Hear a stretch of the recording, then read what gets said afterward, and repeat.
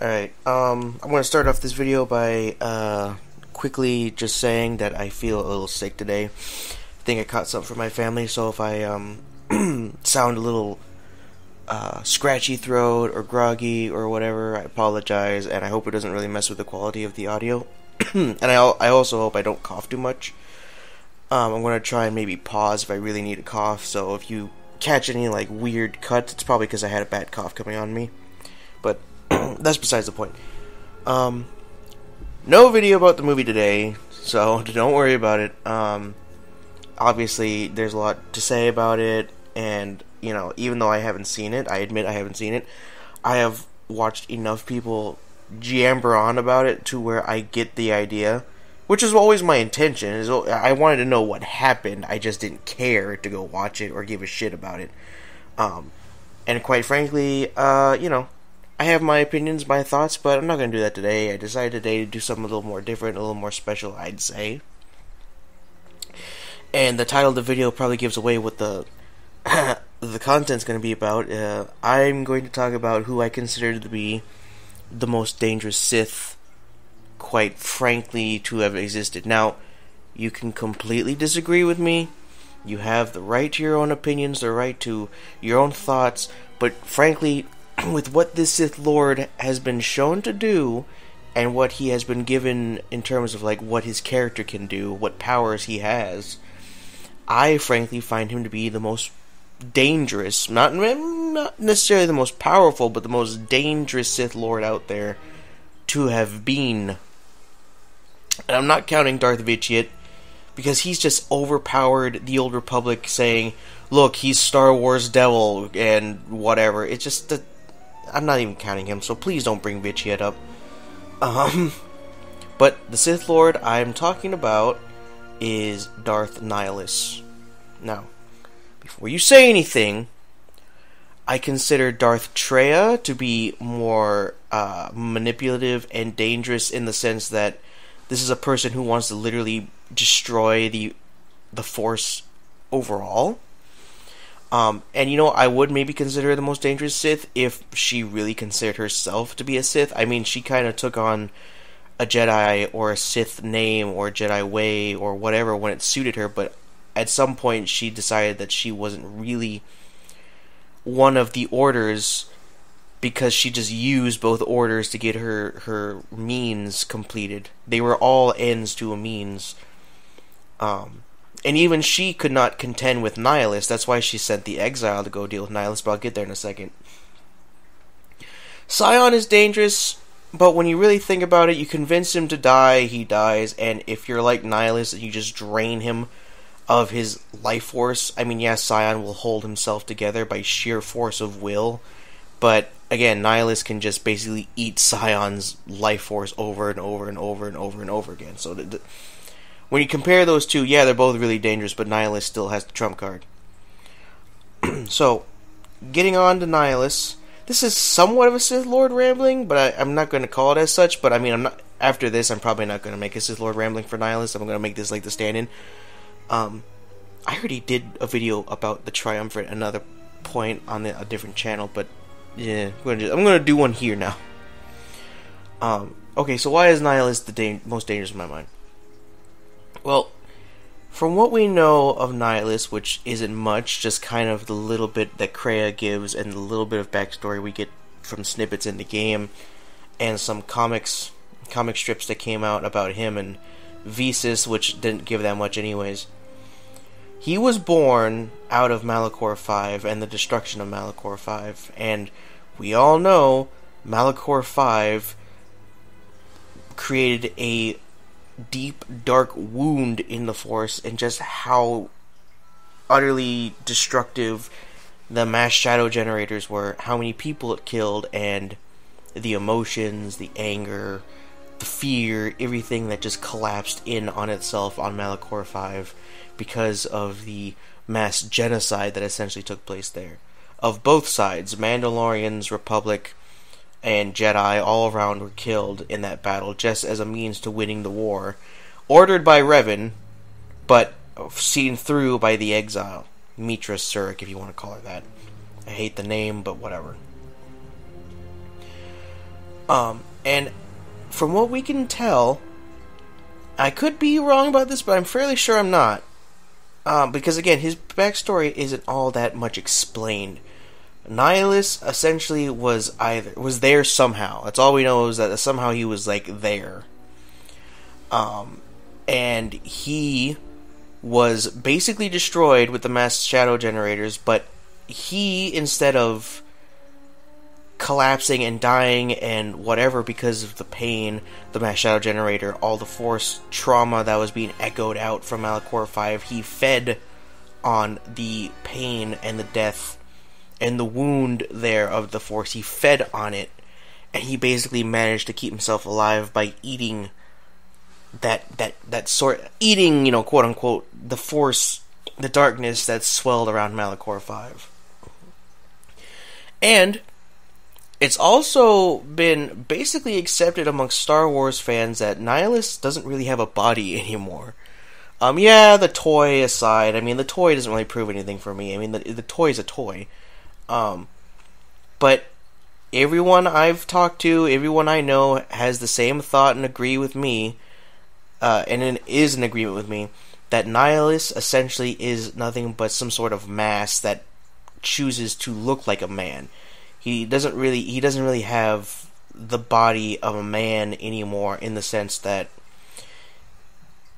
okay, let me if you go dark side in the game in KOTOR 2, and Visas looks under his mask, she says she sees the face of a man. But I don't really count that as canon, because obviously it's not the canon way you're supposed to do things. And secondly, if he was just a man underneath that cloak, why the fuck does his body just disappear into nothingness?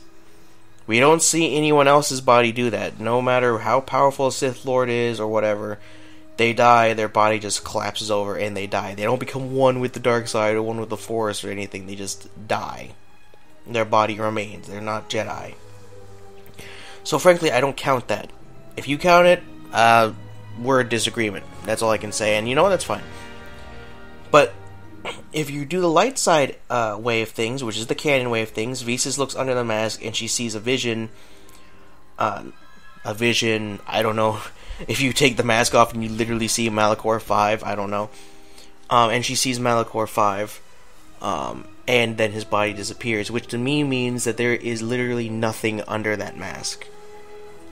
Nothing but maybe a dark mass, a dark shadow, some sort of mist, I don't know. But when he's finally killed, he just... oh, crap, excuse me. He evaporates. Goes into oblivion. So that to me means that his body was literally being held together just by himself. That he was willing this kind of form, this form he took on, and once he died, there was nothing holding it together, and it was just a dark mass that just kind of exploded out into nothingness, and that's why his body kind of evaporates, so to speak. And if we look at Nihilus, the thing is that when he fed on all that pain, anger, and just the wound of the Force, and all the emotions, everything charged at Malachor 5 to keep himself alive, and he made himself into this being that needed to feed on the Force anywhere he went to keep himself from going literally insane, you have to really see that he is really damn dangerous.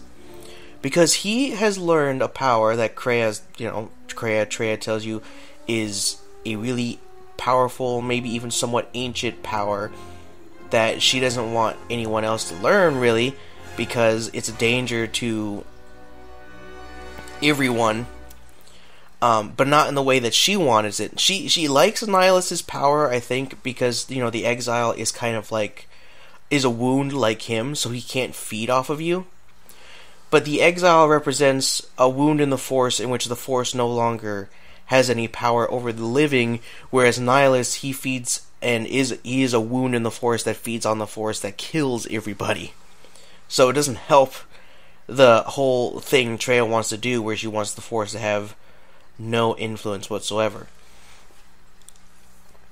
So Nihilus and Scion end up being trained by Traya in the Trayus, I think it's called, Academy on Malachor 5. And it's an interesting looking place. I always thought the design of the Academy in the game was actually really interesting. But, besides the point. So, they learn under her. Nihilus, as far as we can tell, never really, comes to listen that much to Traya. Scion is more of a pet to her. But Nihilus honestly seems like the one who kind of pushed Scion into betraying Traya. Because in the cutscene alone, when they both go to confront Traya, Scion really couldn't have stopped her if he wanted to. It was all Nihilus sitting there going, okay, here, I'm going to block you off from the Force, and boom, Scion goes after her. So really, when it comes to which of the two most scared Traya in terms of their ability to stop her is Nihilus, because Nihilus could either wound her, cut her off, or even feed off her own energy and power, and then he just sicked Scion onto her to finish her off. Otherwise, he really could give less of a shit. And neither of them really understood what Traya was trying to do, and what she wanted them to do with the Jedi, and the Force in general. They were just they were really bad students because they wanted to go off and do their own thing. Scion wanted to go ahead and get started and start kill all the Jedi and all that. And he was a failure in that he didn't understand Traya wanted more than just kill the Jedi. She wanted the Sith and the Jedi to fall at the same time, kind of. A little bit. I mean, you could argue that maybe she was kind of more Sith at that time and wanted just the Jedi to die. But I get the feeling Traya had this idea of destroying the Force for a while. And Nihilus is a monster that just wants to consume life because he can't. He's like an addict. He needs to feed.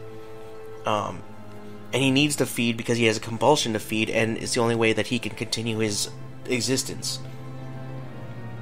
So, while Scion goes about hunting down and assassinating Jedi wherever they go, Nihilus began the first great Jedi Purge, which, as most people of Star Wars would attest to, and I also agree with, was probably the most successful purge, even compared to the Great Jedi Purge. I called it the first Great Jedi Purge, I'm sorry, it's just the first Jedi Purge. But the Great Jedi Purge, the second Jedi Purge, undertaken by Sidious, yeah, he killed a lot more Jedi, and he decimated their entire order.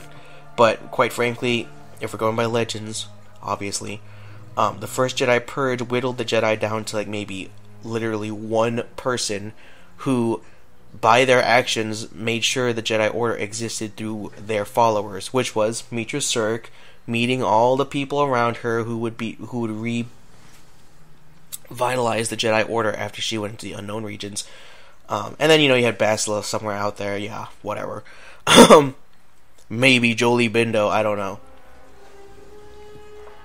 And Revan's kid, I guess. But, the Jedi understood at some point that something was going on out there, something was wrong. Jedi were disappearing or dying. There were less than 100 or something after the Jedi Civil War, which is understandable. Again, the name Jedi Civil War is a bit of a misnomer, but whatever. And they all meet in Qatar for another conclave. And Nihilus shows up above the planet, and because he goes to where there is strong concentration of Force energy, connection to the Force, whatever, because that's where his beacon goes off to where he's like, oh, this will be a feast for me. And he goes there, and Qatar was, I believe, it is the homeworld of the Mira Luca, I believe. If not, it doesn't make a lot of sense what Anne says in the game. I'm pretty sure Qatar was the homeworld of the Mira Luca, who would come back. But the Mira Luca themselves are a very Force-sensitive race. So Nihilus goes to Qatar, and he uses his feeding power and pretty much kills everybody on the planet without even having to raise a lightsaber, raise his hand, anything. He just kills them all and absorbs their energy and feeds off of it and maintains himself that way. And the reason why he takes Visas Mar as his apprentice, slave, whatever you want to say, is because when he goes onto the surface of Qatar, where everything is now dead and destroyed and decimated, he finds that she, out of everyone there, lived and could see the Force as he saw it, because she visualized the death and pain and all the darkness that surrounded the planet after he fed off of it. So he found in her a somewhat kindred kind of spirit that he took with him. Not necessarily to think train. I think just he was maybe he thought that, you know, someone who was like him understood him, and maybe, who knows, maybe he actually, you know, kind of felt a weird, like I said, kindred kind of spirit for her. But at the end of the day, he didn't care about her that much, obviously. But they did create that bond that, you know, in the game, if you exploit, it hurts him. It's because they're connected through that sense of seeing the kind of devastation and pain and darkness that the Force leaves when something terrible happens on a planet. Him destroying Qatar and Malachor 5. So that's how they're connected in that way. Excuse me. So, you know, that's why you have to really consider Nihilus to be the most dangerous motherfucker out there. Is because, yes, you have your scions who go around murdering people from the shadows and they can't fucking die. That is scary. This guy who literally is holding his body together, keeping his organs running and his bones together when they shouldn't be, just by sheer force of will through pain. But then you have Nihilus, who basically has no corporeal form anymore, and he's a monster who goes around. He has no allegiance to the Sith. I mean, you can say he's a Sith, and he took on the moniker of Darth Nihilus, but that doesn't mean anything to him. He just wants to feed. He wants to eat. And he's not like Vichit, where he wants to eat the whole universe because, hey, he wants to become a god being. He wants to consume the universe because it's a compulsion. He can't help it. He wants it. He's a monster, whereas Vichit is just an asshole. And if you consider, the only person who could stop him was the Exile, because she also was there at Malachor 5, and she willingly cut herself off from the Force, became a wound, but established her connection to the Force, and went around. You know, she did good. She was a being of light, light side of the Force, a Jedi. And she, because she was a wound, you couldn't feed off of her because she used the Force as it was like, siphoned off into her, but you couldn't feed off of her because there was not really anything there to feed off. She's a wound. She's a wound. Nihilus is a wound. Visas isn't. Whatever. Whew. So, that's why when you go and confront Nihilus, and you're the Exile, obviously, I sound really obvious with these explanations. When you go to confront Nihilus, and you say, alright, if you're so powerful, feed on me then, and he tries to, and he doubles over because he can't, because there's nothing to feed off of, and he's like, oh crap, I can't. I guess I'm going to have to pick out my lightsaber and duel you, I guess.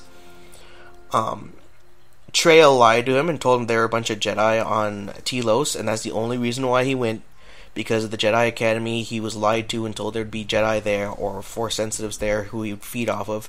And when he gets there, the Exile says, you realize that there's nothing really here to consume, and, Visas says Nihilus will just destroy the planet and feed off of the pain and darkness that comes up from all the deaths there. So at the end of the day, he can, and will, and could, and would go from planet to planet eventually if there's no one there to stop him, and use his power to just siphon off all life on planets and feed himself, going from system to system to system, killing billions and trillions and quintillions of people until, guess what, the whole frickin' galaxy is just dead. And then he'd have to go and find new life to consume because that's all he knows how to do, and that's his compulsion. He needs it. Without it, he won't survive. Frankly, I don't know, I just find that to be a more dangerous concept than any other Sith Lord, because if you look at, the Sith from Ajunta Paul, up to Naga Sadow, and then Exar Kun, up until, Malak, they all had rulership complexes. They wanted to go and take over the galaxy, or subsections of the galaxy, and rule because they lusted for power, and they liked being in charge. You get that. Villains want to be in charge, fine. Nihilus, Sion, and Traya were kind of different Sith, and that's why the Sith Triumvirate and the First Jedi Purge is so damn dark.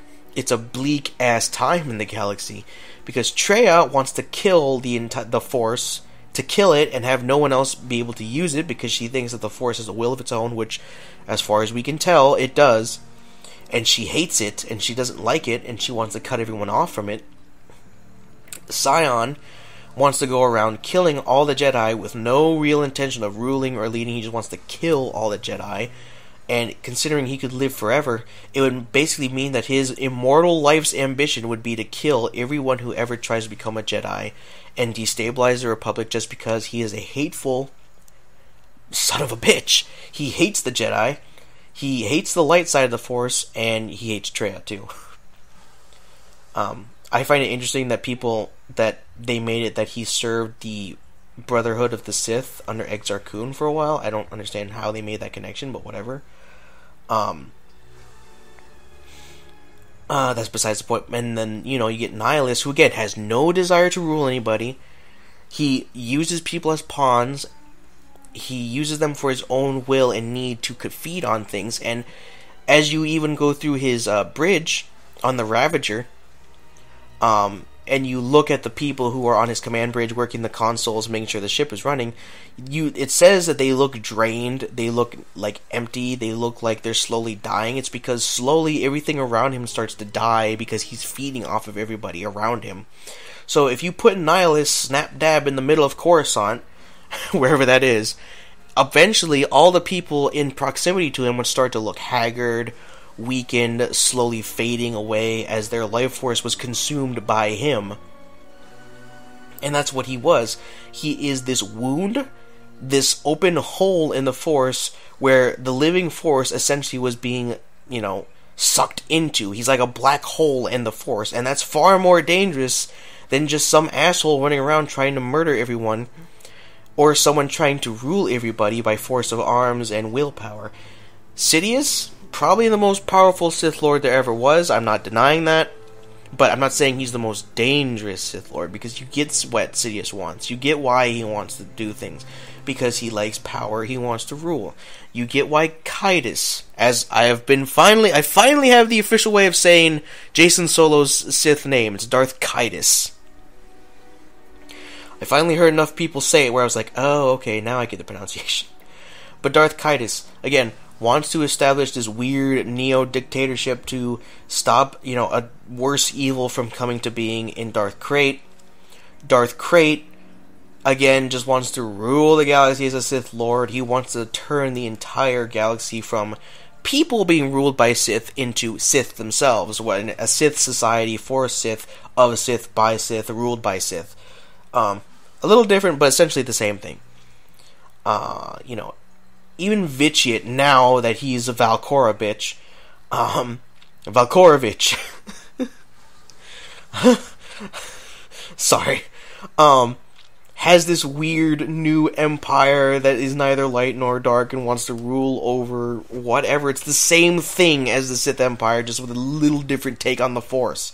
Wants to do the same thing, and even when he was just the Sith Emperor, he wanted to do the same thing. Or he decided he wanted to kill all life in the universe so he could make himself a god being.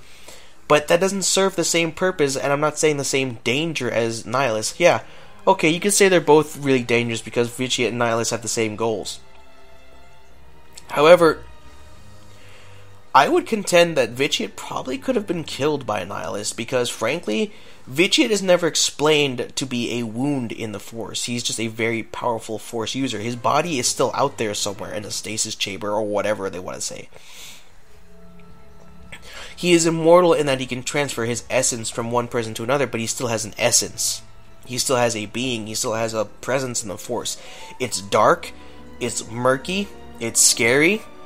He has the same kind of goal as Nihilus, but he wasn't in the same realm as Nihilus. He didn't experience some sort of great, terrible pain that made the Force scream out in just, pain and destruction that made this wound, which Malachor 5 was, and to feed on that pain and darkness, and to make himself a wound in the image of Malachor 5, is not the same thing as going to a planet saying, hey, everyone come here, I want to tell you something. Oops, zap, eat you all, now I have this immortal power. It's not the same thing. So, we could disagree on who's more dangerous, and if they have the same goals or not, but I'm going to stick to Nihilus because, frankly, Nihilus is more scary to me. Even as compared to the immense power and strength of Anakin Skywalker, Darth Vader. If they met Nihilus, Nihilus would, use his power. We see what in the cutscene between him and Sion, when Sion shows up and says, "Oh, I killed the last of the Jedi. I did what with all your power you could not." And oh, excuse me, sorry.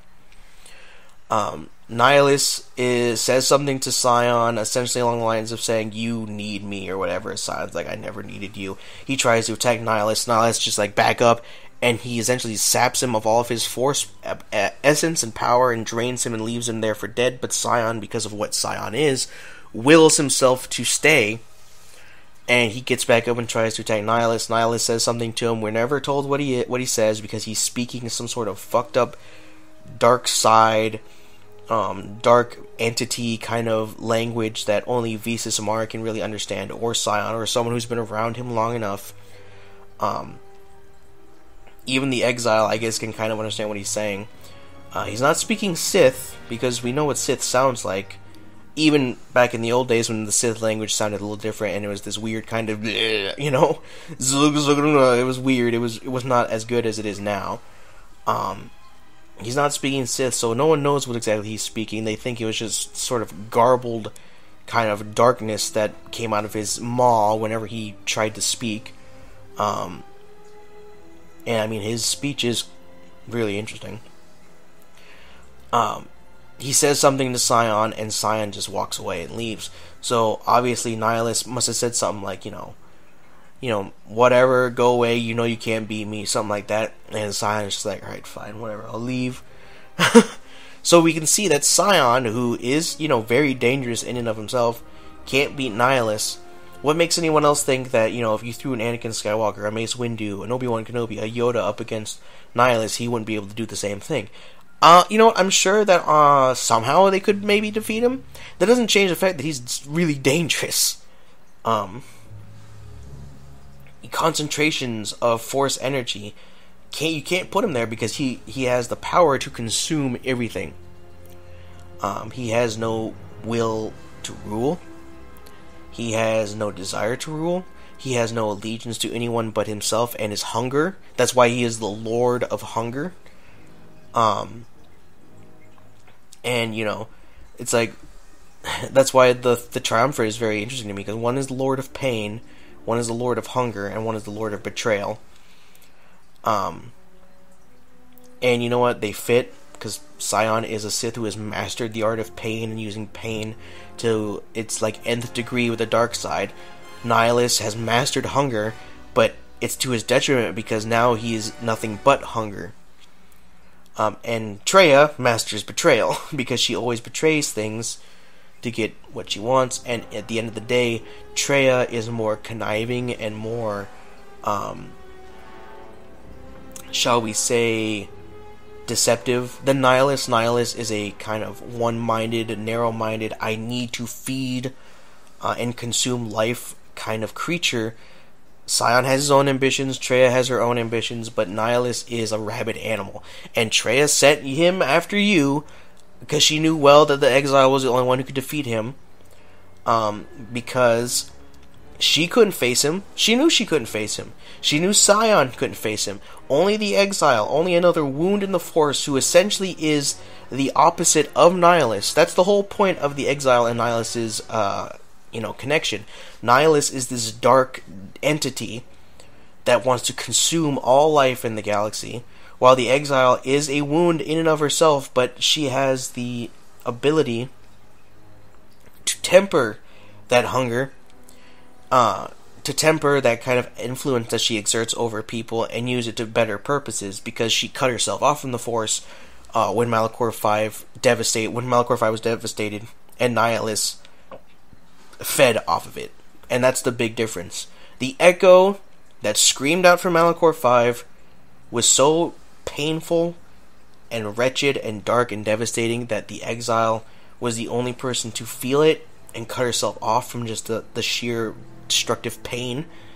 But Nihilus fed on the echo and managed to hold himself together even as this kind of mass of darkness. And at the end of the day, Nihilus couldn't feed off of her, dueled her to the death. Visas hurt him through their connection, made him weaker. You duel him as the exile, and he finally falls over because he can't. Apparently, you can, still kill Nihilus, which is a good thing. But you've killed a wound in the Force, so you've plugged the wound, and he just evaporates into nothingness, as he should have when Malachor 5 was devastated. And there's not much more to say on Nihilus. I frankly find Nihilus to be a very interesting Sith Lord. He's a different concept than almost every other Sith is, because almost every other Sith just wants to rule in some fashion, except for, your Sith here, your Sith there. They have their own ambitions. And I don't know, there's a lot you could explore with what Nihilus is. And you know what? Stupid animals outside. You could really dig deep into the stupidity again of the Revan book, when the exile goes to Anathema, I believe it's called, where the Sith Emperor did his drain life move, and she's all like, "Oh, what happened here? It's so pain and dark," and it's like, lady, you met Nihilus. You know what happened there, because if we're going to go by their similar beasts, Anathema went under the same kind of trauma that Nihilus himself is. Wounds in the Force apparently don't exist in the Revan book anymore, but whatever. I don't want to go into it. Nihilus is one of my favorite Sith Lords. I'm not going to say he's my top 5, but he's in definitely top 10. And you know what? That's interesting to say, because not a lot is known about him. Not a lot is said about him. Yeah, sure, he looks cool, obviously, with the freaking mask and the dark robes. That's a given for evil guys. They have to look cool. Or disturbing, like Scion. But it's interesting that Nihilus has so little known, so little said about him and of him, and yet he's one of my favorites, whereas Vitiate has so much said and so much about him that he's one of my most hated. So, in my mind, it goes to show that you don't need to explain a villain all too much to make him very interesting, and I consider Nihilus, like I said, being the most dangerous Sith Lord out there. We can disagree, if you disagree with me, tell me who you think is the most dangerous Sith Lord. Tell me why you think they're the most dangerous Sith Lord. Go ahead and leave that in the comments. I'd like that, yeah, you know what, if you have who you think is the most dangerous Sith Lord, go ahead and tell me in the comments. If you agree with me, tell me, why, maybe, or if you disagree with me, tell me why.